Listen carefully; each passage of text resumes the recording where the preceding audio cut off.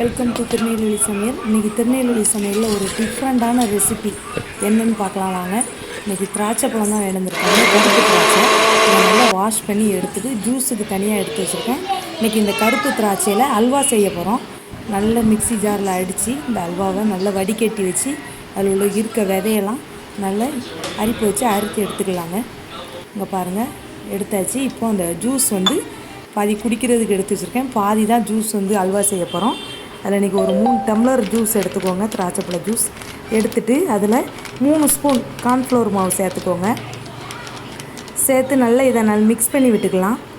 கட்டி இல்லாத அளவுக்கு மிக்ஸ் பண்ணி விட்டுக்கலாம்.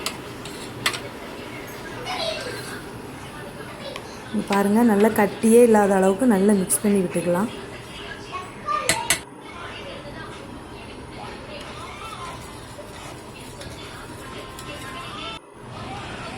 இப்போ நல்ல அடிக்கனமான ஒரு பாத்திரத்தை எடுத்து வச்சுக்கோங்க. நான் இந்த இரும்பு கடாய் தான் எடுத்து வச்சுருக்கேன். நல்ல சூடு ஏறினதும் இல்லை சுகர் எடுத்து 1 டம்ளர் போட்டுக்கலாம்.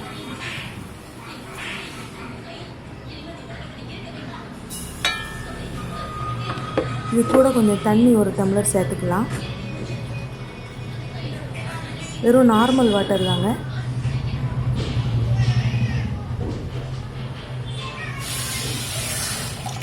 இதை நல்லா மிக்ஸ் பண்ணி விட்டுக்கலாம். இன்னும் இது கூட கொஞ்சம் சுகர் கூட கொஞ்சம் சேர்த்துக்கலாம். நம்ம ஆல்ரெடி எடுத்த டம்ளருக்கு ஒரு 1/2 டம்ளர் சுகர் சேர்த்துக்கலாம். இப்போ அந்த டம்ளரை லேசாக கழுவி இதில் தண்ணி ஊற்றிக்கலாம்.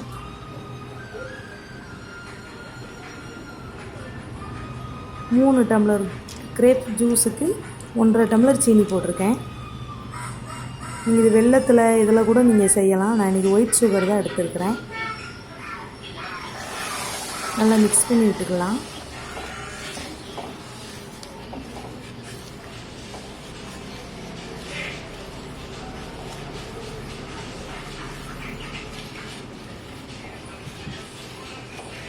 நம்ம இப்போ எடுத்து வச்சுருக்கிற கிரேப் ஜூஸை இது கூட சேர்த்துக்கலாம். எனக்கு அந்த ஊற்றுற வீடியோ ஸ்கிரிப்ட் ஆயிடுச்சு பாருங்கள், நான் அது கூட சேர்த்துக்கிட்டேன். இதை நல்லா மிக்ஸ் பண்ணி விடலாம். அடுப்பை சிம்மிலே வச்சு நீங்கள் செய்யுங்க. இது மேலே கட்டியாக மேலே அந்த பபுள்ஸ் தெறிக்கும் நம்ம மேலே. அதனால் அடுப்பை நல்லா சிம்மில் வச்சே காய்ச்சுங்க.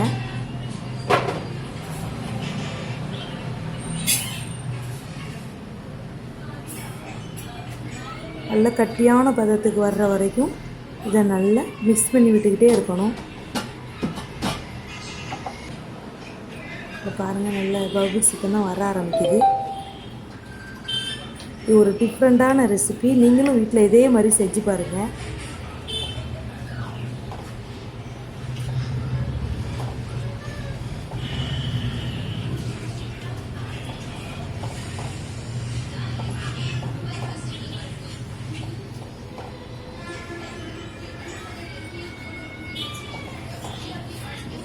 நீங்கள் அடுப்பை கூட்டி வச்சு செஞ்சீங்கன்னா இது அடி பிடிச்சிடக்கூடாது.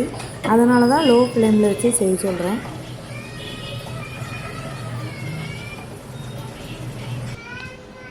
பாருங்கள், கட்டி ஆகிடுச்சு பாருங்கள். இது இன்னும் கட்டியாகி நல்லா திரண்டு வரணும். அல்வா கையில் ஒட்டாமல் நல்லா திரண்டு கட்டியாக வரணும். அந்த அளவுக்கு நம்ம இதை மிக்ஸ் பண்ணி விட்டுக்கிட்டே தான் இருக்கணும்.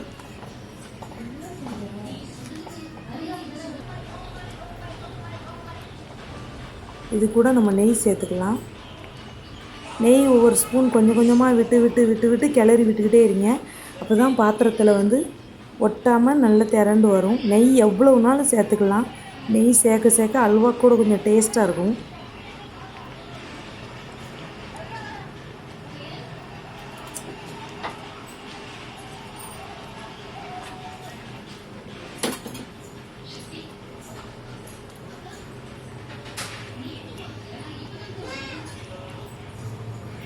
நல்லா மிக்ஸ் பண்ணி விட்டுக்கலாம்.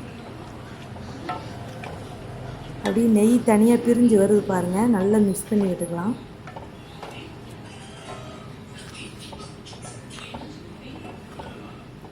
இன்னும் நல்ல கட்டியான பதத்துக்கு வர்ற வரைக்கும் அடுப்பு லோ ஃப்ளேமில் வச்சே நல்லா மிக்ஸ் பண்ணி விட்டுக்கலாம்.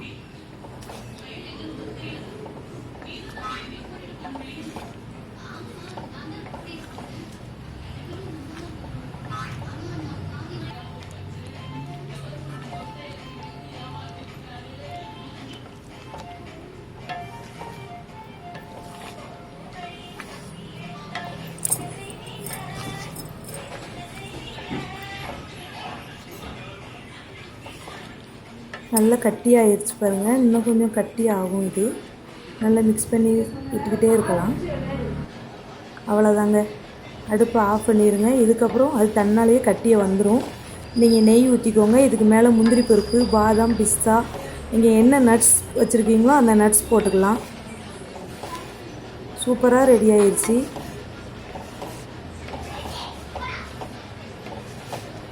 அடி பிடிக்காமல் இருக்கிறதுக்காண்டியே தான் மிக்ஸ் பண்ணி விட்டுக்கிட்டே இருக்க சொல்லுவாங்க அல்வாவை.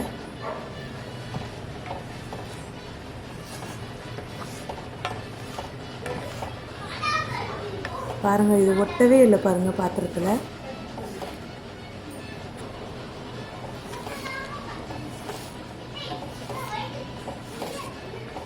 இந்த பபிள்ஸ் வர வர அந்த இது வந்து கட்டியாக தான் ஆகும். கோதுமை அல்வா, கேரட் அல்வா, பீட்ரூட் அல்வா, எவ்வளவோ அல்வா இருக்குது. இருந்தாலும் கருப்பு திராட்சை பழத்தில் அல்வா எப்படி செய்யலாம்னு இப்போ தான் நீங்கள் பார்ப்பீங்க.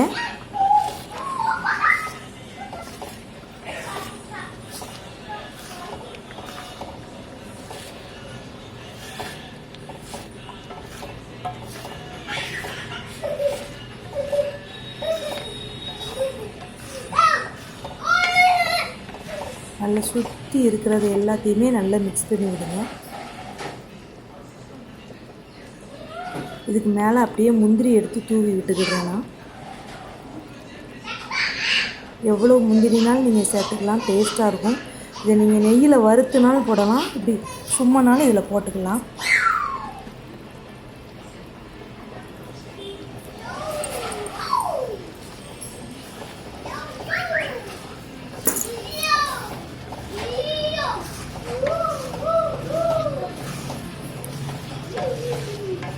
சூப்பராக ரெடியாகி வந்துடுச்சு.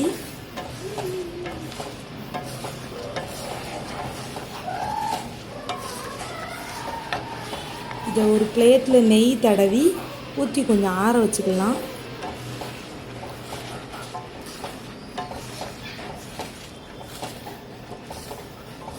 இந்த பதத்துலேயே உங்களுக்கு போதும்னா நீங்கள் இப்படியே எடுத்துக்கலாம். நான் இதை விட இன்னும் கொஞ்சம் திக்னஸ்ஸாக வேணும்னு எதிர்பார்க்குறேன், அதான் நான் போட்டிருக்கிறேன்.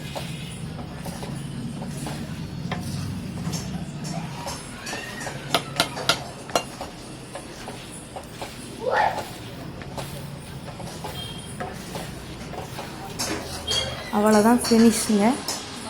இந்த பாருங்கள், ஒரு பிளேட்டில் நெய் தடவி இதை அப்படியே எடுத்து ஊற்றி வச்சுருக்கேன். கொஞ்சம் எவ்வளவு நெய்னாலும் சேர்த்துக்கிடலாம் இதில், அதனாலேயே நான் நெய் தடவியிருக்கேன். இதை நீங்கள் நைஃப் வச்சு சின்ன சின்ன பீஸானாலும் நீங்கள் கட் பண்ணி எடுத்துக்கலாம், இல்லைன்னா நீங்கள் பவுலில் அப்படியே எடுத்துனாலும் நீங்கள் சாப்பிடலாம். பாருங்கள், அப்படியே மேலே நெய் அப்படியே மிதந்து நிற்கிது. இதே மாதிரி நீங்களும் செஞ்சு பாருங்கள். திருநெல்வேலி சமையலுக்கு லைக் பண்ணுங்கள், ஷேர் பண்ணுங்கள், சப்ஸ்கிரைப் பண்ணுங்கள். இதே மாதிரி செஞ்சு பார்த்துட்டு எப்படி இருக்குன்னு கமெண்ட் பண்ணுங்கள். உண்மையாகவே செம்ம டேஸ்ட்டாக இருக்குது, வேறு லெவல். நீங்களும் ட்ரை பண்ணி பாருங்கள். தேங்க்யூ.